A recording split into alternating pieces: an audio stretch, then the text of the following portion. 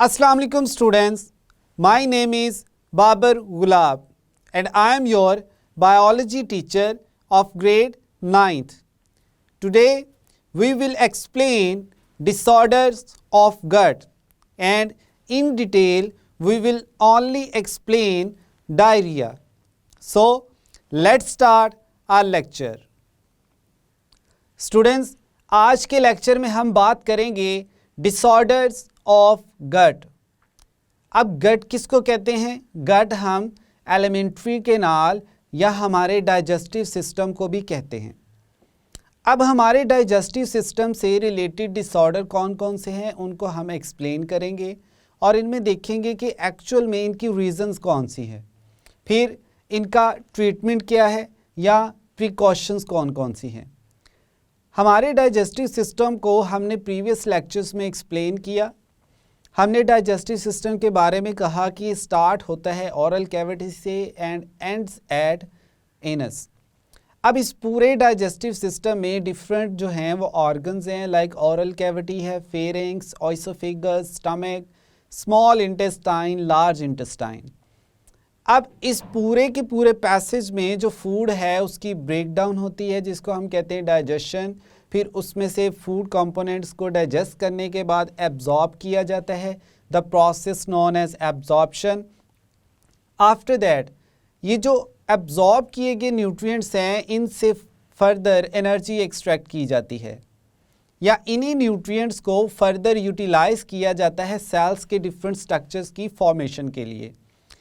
अब हम ये देखेंगे कि फूड जिस सिस्टम में डाइजेस्ट हो रहा है इसके डिफरेंट पार्ट्स में जो एबनॉर्मेलिटीज़ हैं या डिसऑर्डर्स हैं वो कौन कौन से हैं। सबसे पहले हम बात करते हैं डायरिया की।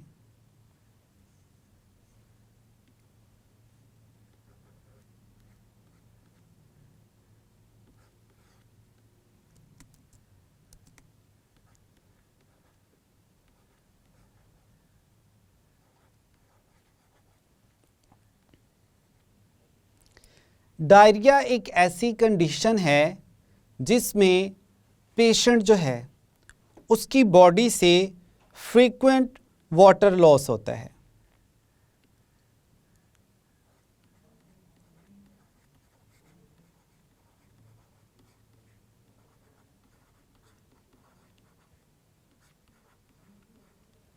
अब ये जो वाटर लॉस है ज़्यादातर बॉडी से होता है, ये किस फॉर्म में होता है?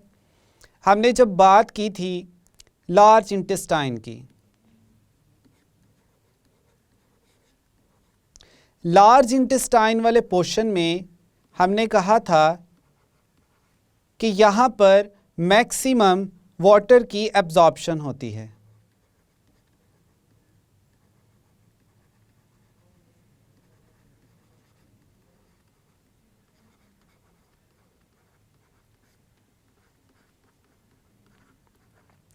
लेकिन अगर लार्ज इंटेस्टाइन में मैक्सिमम वाटर और सॉल्ट्स की जो एब्जॉर्प्शन है वो ना हो,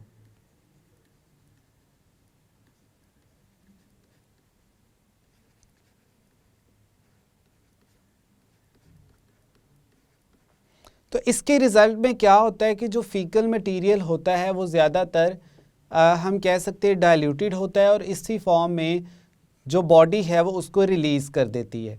यानी फूड जो है उसमें से वाटर और सॉल्ट्स की या मिनरल्स की जो एब्जॉर्प्शन है वो नहीं होती, तो हम कहते हैं फ्रीक्वेंट जो वाटर है वो बॉडी से रिमूव हो जाता है। अब हमारी बॉडी को तो वाटर की ज़रूरत है। वाटर की ज़रूरत क्यों है? क्योंकि हमने कहा था वाटर जो है वो सेल का मेजर पोर्शन बनाता है जिसको हमने नाम दिया था साइटोप्लाज्म का। इसके अलावा जो वाटर है इसमें डिफरेंट सब्सटेंसेस को डिज़ोल्व करके डिफ्यूजन के प्रोसेस के थ्रू ट्रांसपोर्ट भी किया जाता है। तो वाटर जो है वो यूनिवर्सल सॉल्वेंट भी है। अब फर्स्ट रीज़न तो हमने कहा कि फ्रीक्वेंट वाटर लॉस है डायरिया वाली कंडीशन में। अब इसके साथ साथ जो पेशेंट है उसमें कुछ और भी सिम्टम्स अपीयर होते हैं जिसको हम कहते हैं लूज बाउल मूवमेंट।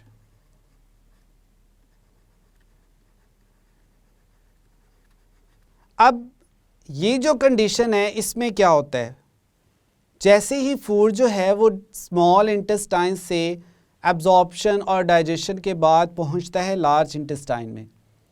अब लार्ज इंटेस्टाइन का काम है कि इसमें से वाटर और साल्ट्स की एब्जॉर्प्शन की जाए, लेकिन ये जो मटेरियल है जब लार्ज इंटेस्टाइन में पहुंचता है तो इसकी जो मूवमेंट है वो स्पीड अप हो जाती है। अब इस पे से वाटर और साल्ट्स एब्जॉर्ब किए बगैर ही इसको बॉडी से रिमूव कर दिया जाता है, जिसको हम कहते हैं लूज बाउल मूवमेंट, या जिसको हम मोस्टली कहते हैं लूज मोशंस। अब ये भी एक रीज़न है, या कह लें कि हम सिम्टम है किसकी, डायरिया की। सबसे पहली इसकी जो रीज़न है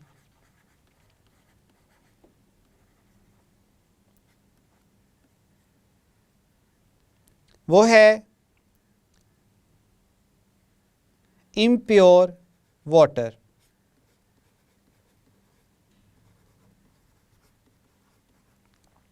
अगर जो आप पानी पी रहे हैं वो साफ़ नहीं है, उसमें कुछ जर्म्स प्रेजेंट हैं, तो उसकी वजह से भी डायरिया होता है। इम्प्योर वाटर हम कहते हैं इंक्लूडिंग जर्म्स, यानी जिसमें बैक्टीरिया प्रेजेंट हो। नेक्स्ट हम देखते हैं कि डायरिया जो है वो वायरसेस की वजह से भी होता है, यानी अगर जो वायरस हैं वो बॉडी में एंटर हो गए हैं थ्रू आर फूड, यानी फूड में प्रेजेंट थे, या जर्म्स प्रेजेंट थे जिनको हम बैक्टीरिया भी कहते हैं, तो उसकी वजह से जो कंडीशन होती है वो क्या है, डायरिया है। अब ये वायरसेस और जो बैक्टीरिया हैं ये किस पोर्शन में जाके अपना इफ़ेक्ट शो करते हैं, हम कहते हैं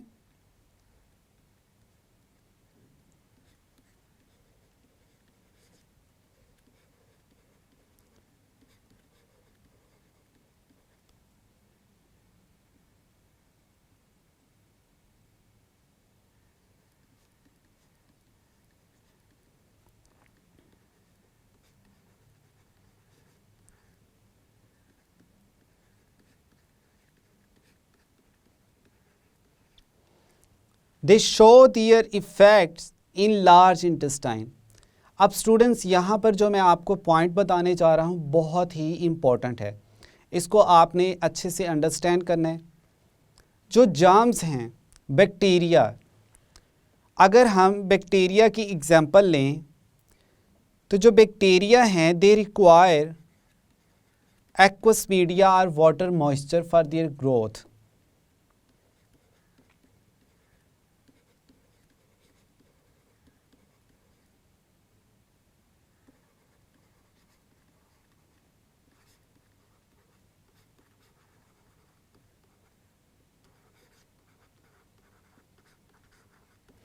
बैक्टीरिया जो हैं हम कहते हैं कि उन्हें क्या चाहिए ग्रोथ के लिए, वाटर चाहिए।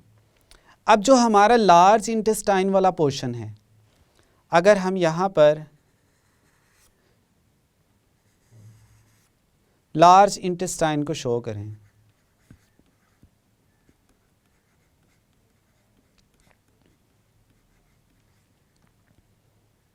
और यहाँ पर कुछ बैक्टीरिया बना लेते हैं,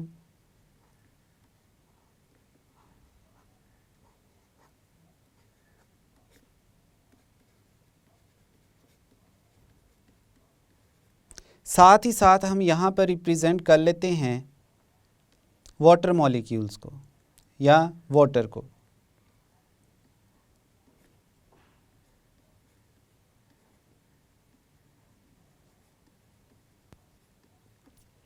अब हमारी जो लार्ज इंटेस्टाइन है इसने क्या करना होता है कि इसने वाटर जो है उसको एब्जॉर्ब करना होता है, लेकिन मोस्टली क्या होता है कि ये जो बैक्टीरिया हैं इनके इफ़ेक्ट की वजह से जो वाटर है वो लार्ज इंटेस्टाइन से एब्जॉर्ब नहीं हो पाता।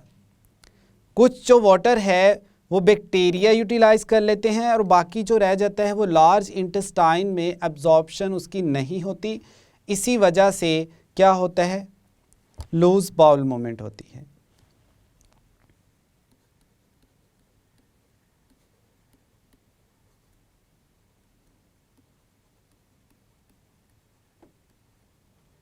इसके अलावा हम कहते हैं कि जो बैक्टीरिया हैं दे आल्सो रिलीज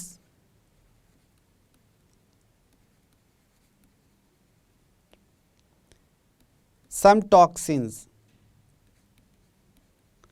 यहाँ पर बैक्टीरिया जो हैं वो कुछ टॉक्सिन्स रिलीज़ करते हैं। टॉक्सिक हम कहते हैं ऐसे सब्सटेंसेस जो हमारी बॉडी के लिए बेनिफिशियल नहीं हैं। अब ये हमने देखा कि कैसे बैक्टीरिया और वायरसेस की वजह से जो डायरिया है या इन्फेक्शंस हैं वो काज होते हैं या क्रिएट होते हैं,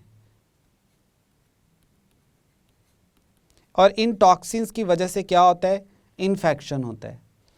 अब हम नेक्स्ट देखते हैं कि इसको क्योर कैसे किया जा सकता है या इसका ट्रीटमेंट क्या है डायरिया का।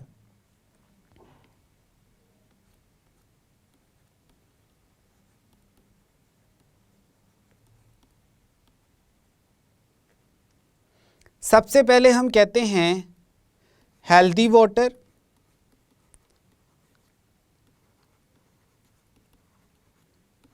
इनटेक, यानी आप साफ़ पानी जो है उसको पिए। और इसका सबसे बेहतर हल ये है कि आप पानी को लें, उसको बॉयल करें और फिर उसको बाद में ठंडा करके यानी नॉर्मल टेम्परेचर जब उसका हो जाए तो उसको फिर यूटिलाइज़ करें। हीट जो है वो जर्म्स को किल कर देती है। तो इसमें हम कहते हैं कि जो मेथड है वो क्या है, बॉयलिंग, यानी बॉयलिंग के ज़रिए जो आप वाटर है उसको प्यूरिफाई कर सकते हो। ये तो था इसका बेस्ट जो प्रिकॉशनरी मेजर है। दूसरा हम कहते हैं कि आप वाटर में जो साल्ट्स और मिनरल्स हैं उनको ऐड कर लें और फिर उस वाटर को यूटिलाइज़ करें, तो आपकी बॉडी में जब साल्ट्स और वाटर अवेलेबल होगा तो डायरिया लाइक कंडीशन से बचा जा सकता है।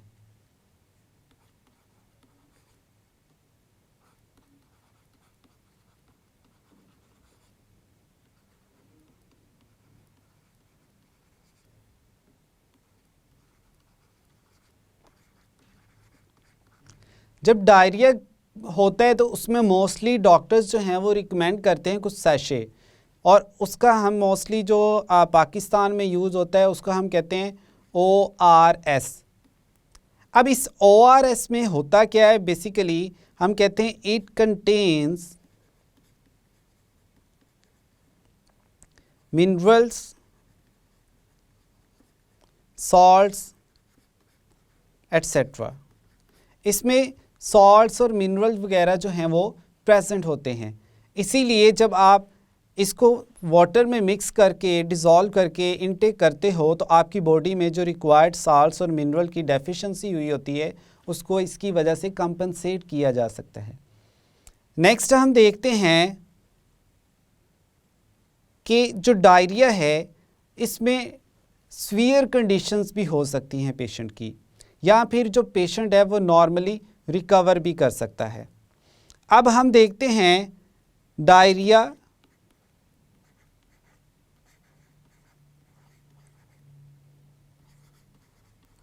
Due to malnutrition।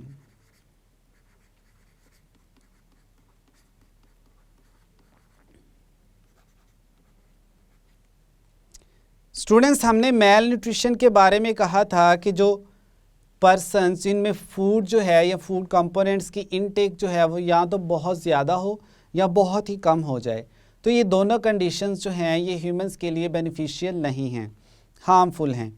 अब ऐसे पेशेंट जिनमें जो कि मेल न्यूट्रिशनिस्ट हैं यानी उनमें न्यूट्रिएंट्स की कमी है, तो अब उनमें जो डायरिया है वो क्या होगा, सीवियर होगा।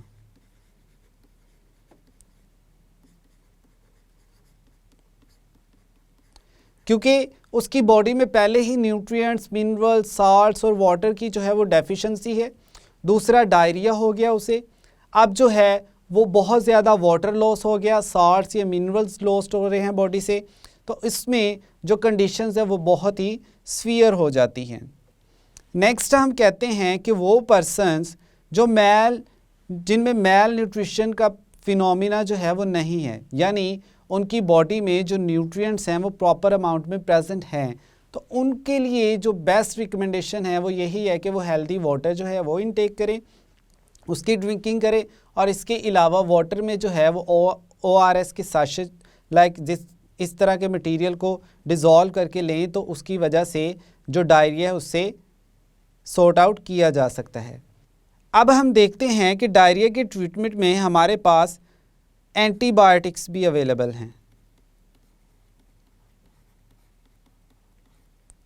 अब ये एंटीबायोटिक्स क्या करती हैं? हमने कहा कि जब डायरिया बैक्टीरियल इन्फेक्शंस की वजह से होता है जो कि हमारे लार्ज इंटेस्टाइन में अटैक करते हैं या टॉक्सिन्स रिलीज़ करते हैं, तो उनको किल करने के लिए क्या यूज़ किया जाता है? एंटीबायोटिक्स। एंटीबायोटिक्स हम कह सकते हैं कि केमिकल सब्सटेंसेस हैं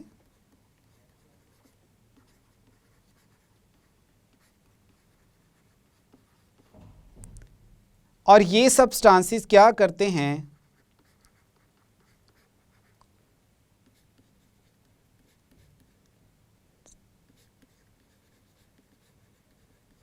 ये पैथोजेंस को किल करते हैं, स्पेशली बैक्टीरिया। एंटीबायोटिक्स जो हैं वो लार्ज इंटेस्टाइन में इन्फेक्शियस बैक्टीरिया को क्या करेंगी? किल करेंगी, और इस तरह से डायरिया जो है उसे क्योर किया जा सकता है। स्टूडेंट्स, आज के लेक्चर में हमने बात की डिसऑर्डर्स ऑफ गट की, और इसमें हमने मेनली एक्सप्लेन किया डायरिया को। हमने कहा जो हमारा डाइजेस्टिव सिस्टम है इसमें डाइजेशन के पॉइंट ऑफ व्यू से या डाइजेस्टिव सिस्टम के स्ट्रक्चर के पॉइंट ऑफ व्यू से डिफरेंट डिसऑर्डर्स हैं, जिसमें हमारे पास एग्जांपल्स थी डायरिया, कॉन्स्टिपेशन और अल्सर। हमने आज एक्सप्लेन किया सिर्फ डायरिया को। डायरिया में हमने देखा कि इसमें लूज बाउल मूवमेंट होती है और इसमें जो मेजर फैक्टर्स इन्वॉल्व हैं या जिनकी वजह से डायरिया हो सकता है वो हमने कहा पैथोजेंस हैं लाइक बैक्टीरिया एंड वायरसेस। फिर हमने कहा कि डायरिया में जो है वो फ्रीक्वेंट वाटर लॉस होता है बॉडी से। हमारी जो लार्ज इंटेस्टाइन है उसमें से वाटर की मैक्सिमम एब्जॉर्प्शन नहीं होती हमारी बॉडी की रिक्वायरमेंट के अकॉर्डिंग, तो इस कंडीशन को हम कहते हैं डायरिया। डायरिया की जो सिम्टम्स हैं वो नौजिया है, एब्डोमिनल पेन है, एट्सेट्रा।